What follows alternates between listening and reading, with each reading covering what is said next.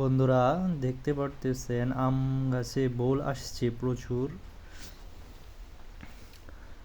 আপনারা যখন আম গাছে এরকম বোল আসবে তখন একবার প্রথমবার স্প্রে করতে হবে। দেখেন, বোল যখন এরকম এখনো ফুটবে না তখন দিতে হবে একবার, যখন এভাবে গুটিয়া চলে আসবে তখন আবার দ্বিতীয়বার দিতে হবে। তো আম পূর্ণতা পাওয়ার আগে পর্যন্ত 3 বার স্প্রে করতে হয়। দেখেন আমার গাছে আমি স্প্রে করতেছি, আপনারাও এভাবে স্প্রে করে নেবেন, তাহলে পর্যাপ্ত আম আসবে। দেখেন একটা আম কিন্তু এখন গাছে আছে, এটা প্রায় সারা বছরই হয়, বছরে 2 বার বোল আসে বলতে পারেন।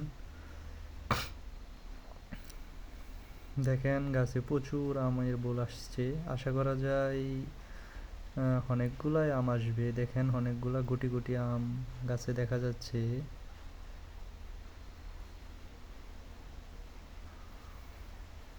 তো আমের সঠিক ফলনের জন্য এভাবে স্প্রে করে দিতে হবে, না হলে ছোট পোকামাকড়ের জন্য আমের পর্যাপ্ত ফলন আশা করা যাবে না।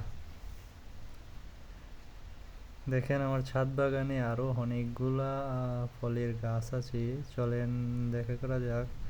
এই যে বাতাবি লেবুর গাছ, এখানেও কিছু স্প্রে করে দেই, কেননা এখানেও সংক্রমণ ছড়াতে পারে।